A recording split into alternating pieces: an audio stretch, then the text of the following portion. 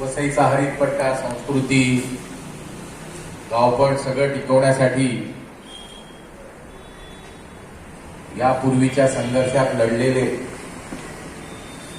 आणि अजूनही जिद्द न हारता पुन्हा एकदा जो संघर्ष करावा लागेल किंवा सरकारला नमवावं लागेल, या जिद्दीने पुन्हा एकदा या संघर्षाच्या रणांगणामध्ये उतरण्याची इच्छा असलेल्या सर्व माझ्या वसईकर बंधू भगिनींनो, मला सांगावयास दुःख वाटतं. 2 महिला आणि एक लहान मुलगी इथे उपस्थित आहेत. स्थानिक महिलांपैकी एकही महिला आज या बैठकीला उपस्थित नाही.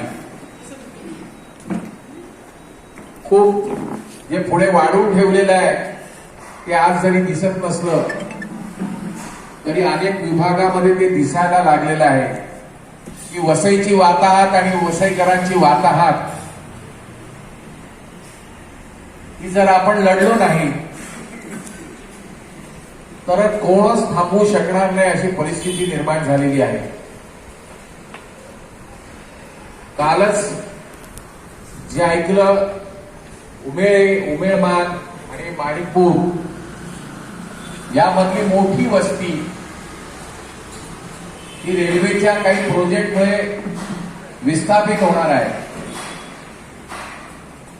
सगळे गोंसालवीस आहेत, सिरेजो आहे, अनेक जण आहेत. काही घरं विस्थापित होतील, काही होणार नाही.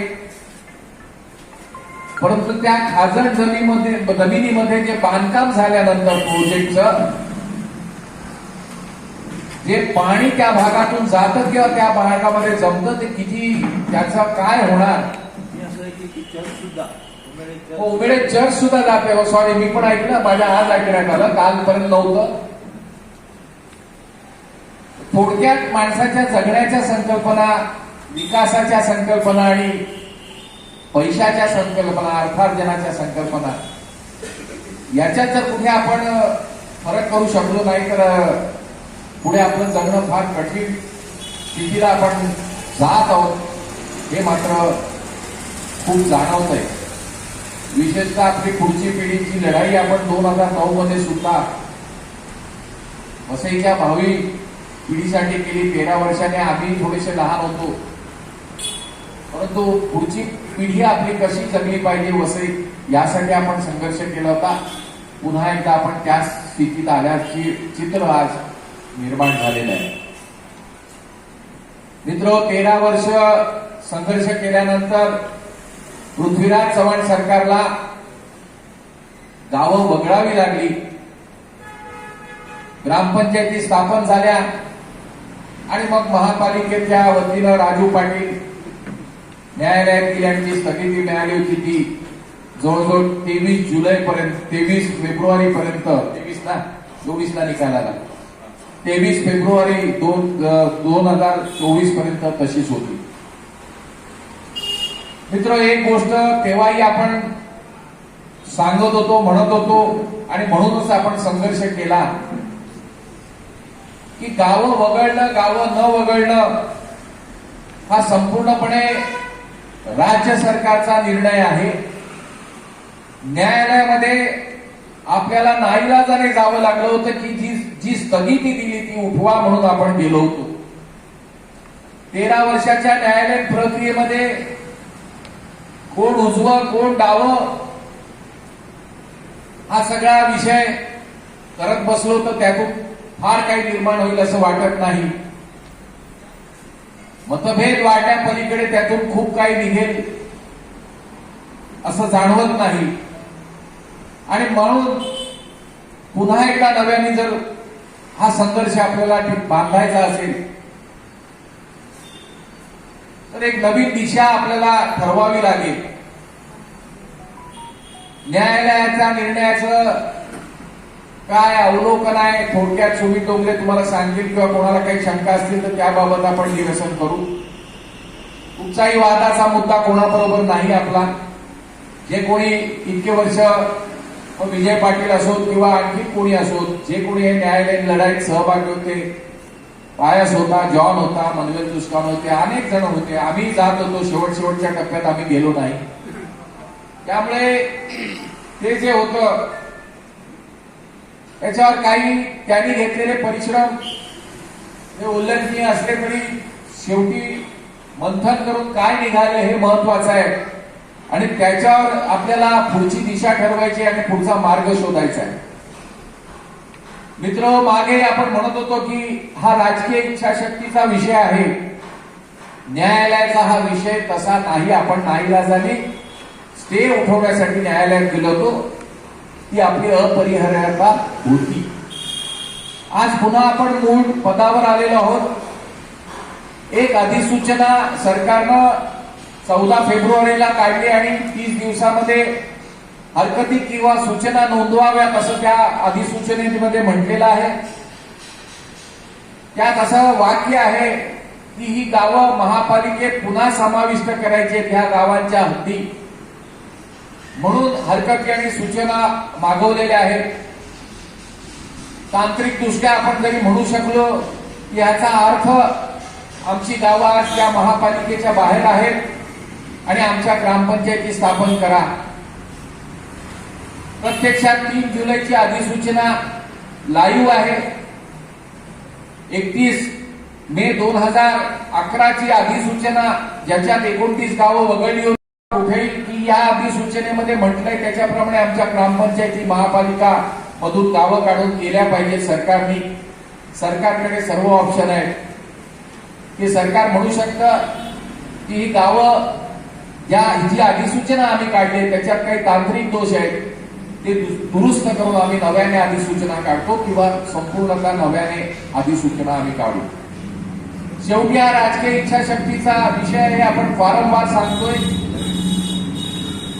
महापालिका हे अर्थार्जनाचं मोठं साधन सत्ताधारी पक्ष आणि त्या सत्ताधारी सरकार आणि त्या सत्तेमध्ये समाविष्ट असलेल्या पक्षांचं हे आपल्याला काही नवीन सांगायला नको. गावं वगळण्याचे जर असेल तो राजकीय इच्छाशक्ती आहे ती पृथ्वीराज चव्हाणांनी दाखवली होती, त्यावेळेच्या काँग्रेस सरकारने दाखवली होती आणि नंतर 2020 मध्ये शिवसेनेचे पक्षप्रमुख आदरणीय उद्धवजींनी दाखवली होती आणि त्यांनी सकारात्मक अशी प्रतिज्ञापत्र न्यायालयात सरकारच्या वतीने दाखल केलं होतं. दुर्दैव हे होतं की तेव्हाही एकनाथ शिंदेना हे करायचं नव्हतं. नगरविकास मंत्र्यांना हे जे आम्ही तिथे जात होते आम्हाला हे सगळं जाणवत होतं. परंतु जेव्हा उद्धव ठाकरे साहेबांचा विश्वास एकनाथ शिंदेवर असल्यानंतर सांगण्याचा थोडक्यात प्रयत्न सुद्धा आम्ही केला होता, मी स्वतः केला होता. परंतु त्यांचा विश्वास शिंदे साहेबांवर असल्यामुळे मला त्याच्यात यश आलं नाही. नंतर सरकार पडलं आणि गावं वगळायची तसंच राहिले. मित्रांनो, राजकीय जे पक्ष आहेत त्यांना एकच भाषा समजते ती म्हणजे पराभवाची आणि पक्षाचा जनाधार. 2009चा जे आंदोलन आपण केलं 9, 10, 11 जो काय पिरियड होता, कालावधी होता, कोणी काँग्रेस पक्षाला मानणाऱ्यांनी हे विधान माझं विरोधात घेऊ नये. परंतु वास्तव असं होतं की त्या पक्षाला असं लक्षात आलं होतं की आपल्या सरकारने घेतलेला जो निर्णय आहे गावं समाविष्ट करण्याचा, त्यामुळे वसईची जनता त्यांच्या इच्छा आणि आकांक्षांच्या विरोधात हा निर्णय आहे आणि वसईची जनता संघर्षामध्ये रस्त्यावर गेली अनेक वर्ष आहेत. 2 वर्ष, 3 वर्ष, 2.5 वर्ष रस्त्यावर आहेत आणि या सर्व विषयातून हे कोणी आणलं, हे कोणी ठरवलं गावं समाविष्ट करण्याचं महापालिकेत? तर काँग्रेस सरकारनी. आणि त्यामुळे काँग्रेस सरकारचा जनाधार हा वसई तालुक्यात कुठेतरी कमी होत आहे हे जेव्हा सरकारच्या लक्षात आलं आणि आपल्या आंदोलनाची तीव्रता, लोकशाहीचे संकेत, त्यावेळेला असलेले विरोधी पक्षातले भाजप आणि सेनेचा असलेला आपल्याला पाठिंबा विधानसभेत, सभागृहात आणि सभागृहाबाहेर, यातून तो निर्णय झालेला आहे. त्याबद्दल कोणाचं दुमत असावं असं मला वाटत नाही. आणि म्हणून एकदा पुन्हा एकदा ही सत्ताधारी राजकीय पक्षांच्या वसईच्या जनाधाराला कशी बाधा आणता येईल, कसा ठेच पोहोचवता येईल, या दृष्टिकोनातून आपण काही प्रयत्न केले तर आणि तरच हे सरकार निर्णय घेण्याच्या मनस्थितीत येऊ शकेल. 100% ह्याची खात्री कोणीच देऊ शकत नाही. कारण पालघरच्या लोकसभेची निवडणूक आता होणार आहे. पालघरचा खासदार हा पालघर जिल्ह्यामध्ये अनेक प्रोजेक्ट असल्यामुळे पालघरच्या जिल्ह्याचा लोकप्रतिनिधी हा माझ्या पक्षाचा असला पाहिजे, ही सर्वच राजकीय पक्षांची आणि भारतीय जनता पार्टीची तर सर्वात महत्वाची अशी भूमिका आहे.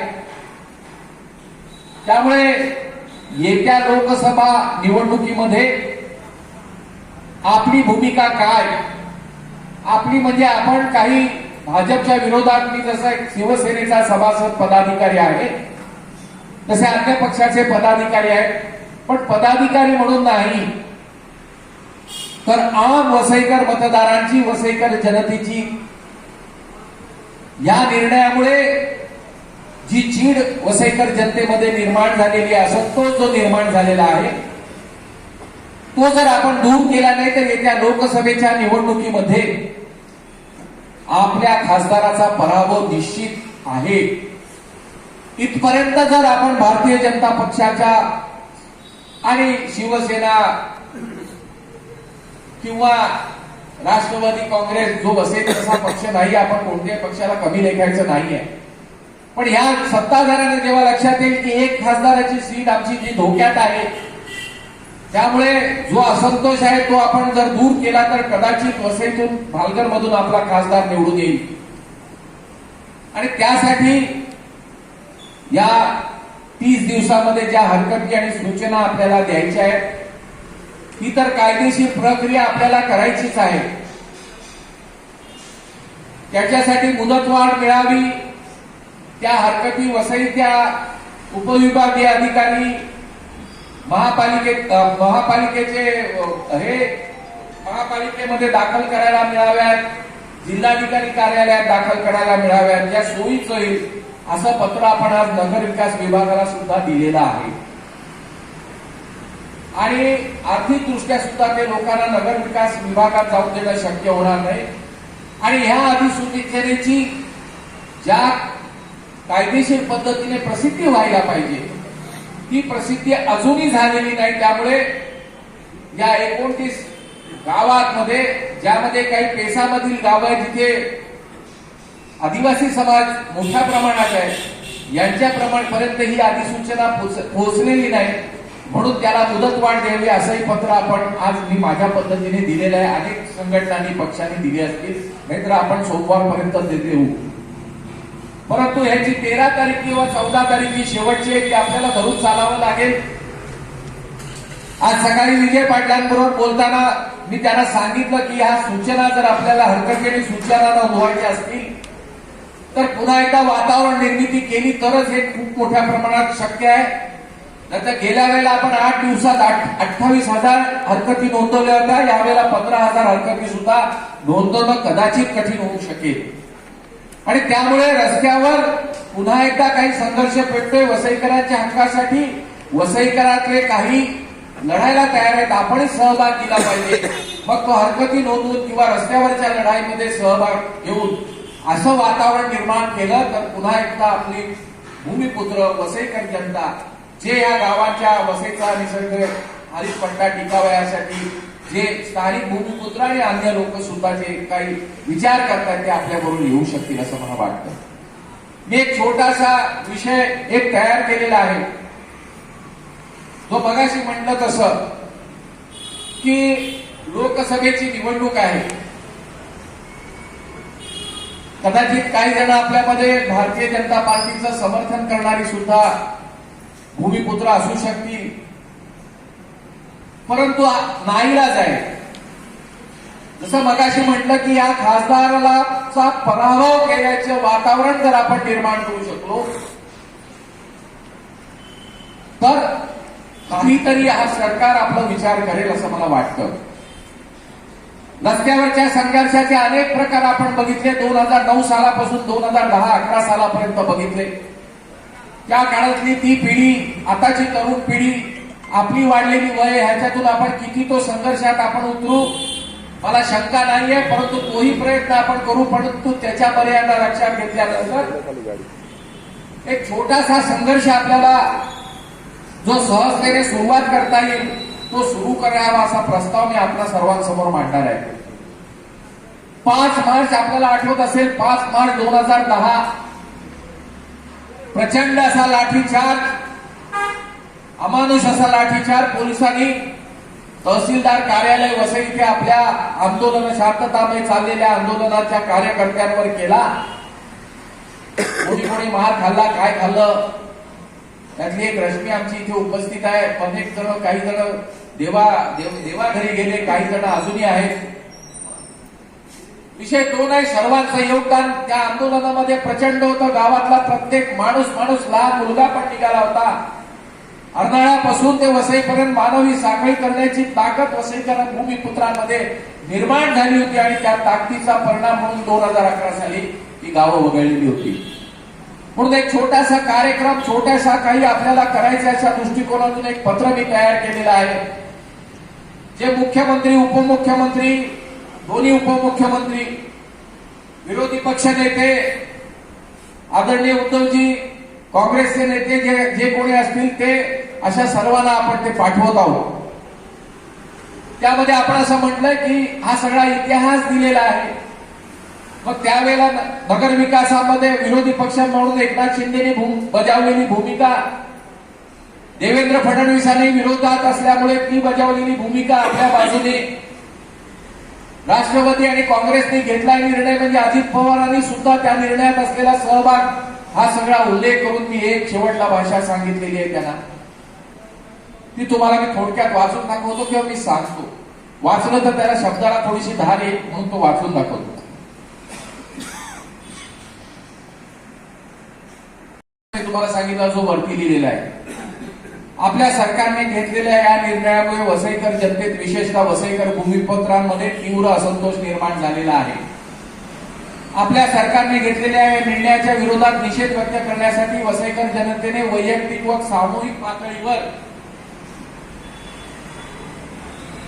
लाल शपथ, आपण त्याला लाल असा शब्द वापरलाय, रक्ताचा रंग आहे तो शपथ वापरलाय. कारण आपल्या आंदोलनात सुद्धा रक्त सांडलेलं होतं म्हणून त्याला आपण लाल शपथ असं आपण त्याला शब्दांकन केलेलं आहे. लाल शपथ घेण्याची मोहीम निश्चित केलेली आहे. या मोहिमेची सुरुवात 5 मार्च 2024 तहसीलदार कार्यालय वसई येथे होणार आहे. त्याचा इथे सिकावळीमध्ये कंसामध्ये दिलेला आहे. मंगळवार दिनांक 5 मार्च 2024 रोजी सकाळी 11 ते सायंकाळी 4:30 या कालावधीत वसईकर भूमिपुत्र वैयक्तिकरित्या व सामूहिकरित्या पुढील शपथ घेऊन ती सोशल मीडियावर प्रसिद्ध करणार आहेत. आपल्या सरकारने 29 गावे महापालिकेतून वगळण्याचा दिनांक 31 मे 2011 रोजीची अधिसूचना रद्द करण्याचा घेतलेला निर्णय व त्या अनुषंगाने सुरू असलेली प्रक्रिया तात्काळ स्थगित करण्यात यावी. तसेच ग्रामसभांचे ठराव, मूळ अधिसूचनेबद्दलच्या जनतेने घेतलेल्या हरकती, शासन नियुक्त तात्कालीन विभागीय आयुक्त श्री संधू यांच्या एक सदस्य कमिटीने वसईकर जनतेशी सल्लामसलत करून शिफारस केलेली 29+6 अशी एकूण 35 गावे महापालिकेतून वगळण्याचा निर्णय आपल्या सरकारने तात्काळ घ्यावा अशी वसईकर जनतेची मागणी आहे. जोपर्यंत वसईकर जनतेची ही न्याय्य व रास्त मागणी आपले सरकार मान्य करत नाही तोपर्यंत ही मोहीम अविरत सुरू राहील. शेकडो, हजारो, लाखोच्या संख्येनं वसईकर जनता या मोहिमेत सामील होईल याची आपण नोंद घ्यावी. वसईकर जनतेच्या मोहिमेस शिवसेना, उद्धव बाळासाहेब गट, आम आदमी पार्टी, समाजवादी पार्टी, भारतीय राष्ट्रीय काँग्रेस अशा अनेक राजकीय पक्षांसह स्थानिक संघटना व संस्थांचा सक्रिय सहभाग असेल. लाल शपथ. मी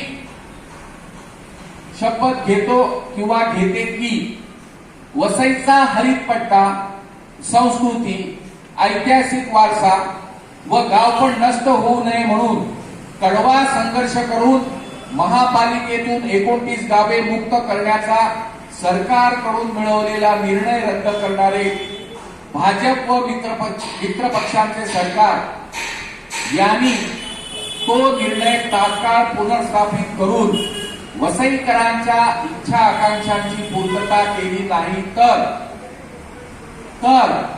यापुढील लोकसभा ते ग्रामपंचायत निवडणुकीत भाजप किंवा त्यांच्या मित्र पक्षाच्या उमेदवारास मी कदापि मतदान करणार नाही.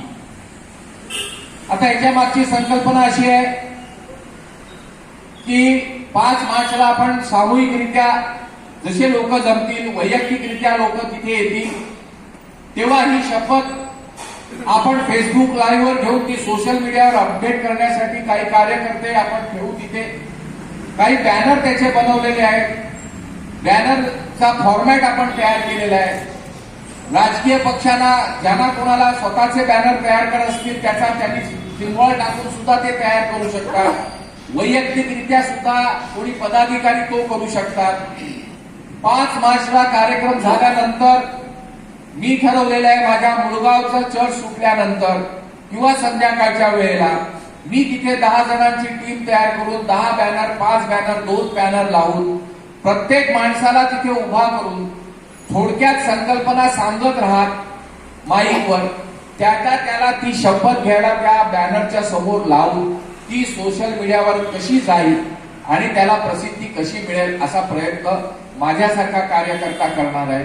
माझी सगळ्यांना विनंती आहे की आपण जर ही प्रक्रिया वेळ आपल्याकडे लोकसभेची म्हणजे हरकती मुद्द्याला मर्यादा असू शकतात, परंतु या सरकारची राजकीय इच्छाशक्ती बदलायला आपल्या नशिबानं लोकसभेची निवडणूक आपल्याला दारात आणून ठेवलेली आहे. आणि म्हणून ही जर भीती जर भारतीय जनता पार्टी किंवा हे वास्तव जर भारतीय जनता पार्टीच्या आणि मित्र पक्षांच्या मनामध्ये आपण ओढू शकलो की तुम्ही जर हा आमचा गावांचा निर्णय जो लोकशाही मार्गाने आम्ही मिळवलेला आहे, सर्व लोकशाही मार्गांची पूर्तता झालेली आहे, संविधानाप्रमाणे मिळवलेला आहे, तो जर तुम्ही पुनर्स्थापित केला नाही तर ही माझी शपथ आहे आणि या शपथेप्रमाणेच मी मतदान करणार आहे. याची कल्पना राजकीय पक्षांना सहज येऊ शकते. तेवढी प्रगल्भता, राजकीय पक्षांच्या नेत्यामध्ये निश्चित आहे. आणि म्हणून हा एक हरकती सूचना अत्यंत महत्वाच्या आहेत. अनेक कार्यकर्ते आपल्याकडे त्या घेत आहेत. जॉन परेरा घेत आहे. मर्सेस मध्ये आमच्या जेम्स म्हणून कार्यकर्ता आहेत, त्यांनी तर 15 दिवसापूर्वीच याला सुरुवात केलेली आहे. अनेक ठिकाणी आज गावागावामध्ये घेत आहेत. अजूनही आपण हरकती सूचना आणलेल्या आहेत. ज्यांना पाहिजे त्यांनी घेऊन जाव्यात आणि आपापल्यामध्ये गावामध्ये घेऊन जाव्यात आणि द्याव्यात. 5 मार्चला हा एक कार्यक्रम जर झाला तर पुन्हा एकदा वातावरण निर्मिती होईल. त्या वातावरण निर्मितीतून हरकतींचं टक्केवारी सुद्धा आपण वाढवू शकतो. आणि एका बाजूला राजकीय पक्षाच्या पुढाऱ्यांना, नेत्यांना, आमच्या सत्ताधाऱ्यांना, मुख्यमंत्री, उपमुख्यमंत्र्यांना पुन्हा त्यांच्या निर्णयाबद्दल फेरविचार करायला लावू शकतो. अशा दृष्टिकोनातून आज तरी आपण ही एक सुरुवात करूया यासाठी आज ही आपण मीटिंग बोलवली होती. कारण गेले बरेच दिवस असं लक्षात येत होतं की अधिसूचना आणि न्यायालयाचा निर्णय निघून गेला, परंतु कुठच्या स्तरावर कुठचीच हालचाल, कुठचीच बैठक जेव्हा होत नाहीये तेव्हा ती बैठक होणे गरजेचं आहे. त्यामुळे नेल्सनला विनंती केली आणि नेल्सनला सांगितलं की बाबा सभागृह आपल्याला हॉलची व्यवस्था कर, आपण बुधवारी किंवा गुरुवारी जमू. ही गोष्ट मंगळवारी चर्चा झाली होती आणि बुधवारी किंवा गुरुवारी जमू, परंतु दुसऱ्या दिवशी बुधवार होता, शक्य नव्हतं. गुरुवारी त्याच्याकडे काहीतरी गावामध्ये प्रार्थनेचा कार्यक्रम होता, त्यामुळे शुक्रवार हा तारीख निश्चित झाली. कर्मधर्म सहयोगाने किंवा विजय सेठ यांची एक मीटिंग त्यांच्या कार्यकर्त्यांनी उद्या इथे बोलवली होती. त्याची पूर्वकल्पना कोणालाही नव्हती आणि त्याच्यामुळे हे डबल मीटिंग अशातला विषय नाही. परंतु कुठेतरी गती आली पाहिजे, कुठेतरी सुरुवात झाली पाहिजे. सर्वत्र आपण एकत्रितच ही लढाई लढावी लागेल याची माझ्यासारख्या कार्यकर्त्याला आणि अनेकांना जाण आहे. त्यामुळे कुठचाही मतभेद, कुठचाही विषय दुमताचा नाही, परंतु वास्तवावर चर्चा करून आणि एकमेकाच्या सल्लामसलत करून जर हा संघर्ष आपण पुढे चालू ठेवला तर निश्चित या संघर्षामध्ये पुन्हा एकदा आपल्याला यश मिळवण्याच्या दृष्टिकोनातून आपण पुढे जाऊ शकू. सरकारला एकाच गोष्टीने नमवू शकतं, एक तर सरकारची स्वतःची इच्छाशक्ती पाहिजे की तो निर्णय घेण्याची, जनतेच्या इच्छा आकांक्षाची पूर्तता करणारा. अन्यथा त्यांना भीती घालू शकली पाहिजे जनता की तुमच्या उमेदवाराचा आम्ही या निवडणुकीमध्ये पराभव करू. ती भीती घालण्याची संधी सुदैवाने येत्या लोकसभेच्या दृष्टिकोनातून आपल्याकडे आलेली आहे. अशी संधी 2009 साली पण नव्हती आपल्याकडे. तरी सुद्धा आपण रस्त्यावरचा संघर्ष करून पृथ्वीराज चव्हाण सरकारला आपण नमवलं असं शब्द आपण म्हणूया नको, परंतु त्यांना हा निर्णय घ्यायला भाग पाडलं होतं. असाच आपण ह्या संघर्षाची सुरुवात आपण करूया आणि मग पुढे जसा जसा चर्चेने काय काय करणं आवश्यक असेल, काय काय केलं पाहिजे, या ज्या काही संकल्पना घेऊन आपले कार्यकर्ते, पदाधिकारी किंवा आपण सर्वजण जे काही निर्णय घेऊ त्याची निश्चित अंमलबजावणी यापुढे आपल्याला करावी लागेल. केवळ ह्यानीच होईल असा माझा विश्वास आहे असं सांगू नका, परंतु ही निरंतर काळ चालणारी संकल्पना आहे. तुम्ही तुमच्या घरात ही शपथ घेऊन सोशल मीडियावर टाकू शकता. तुम्ही गावामध्ये कुठेही जाऊन सोशल मीडियावर एकत्र करून 4 कुटुंबांना हा प्रयोग करू शकता. आणि जेव्हा सोशल मीडियावर असंख्य लाखो लोक, हजारो लाखो लोक जेव्हा आमच्या उमेदवाराला मतदान करणार नाही, ही जर त्या सत्ताधारी राजकीय पक्षांच्या निदर्शनात ही गोष्ट आली तर निश्चित याचा उपयोग आपल्याला आपल्या बाजूने निर्णय घेण्यासाठी होईल असं मला वाटतं. मी एवढंच सांगून माझे 2 शब्द संपवतो. जय हिंद, जय महाराष्ट्र.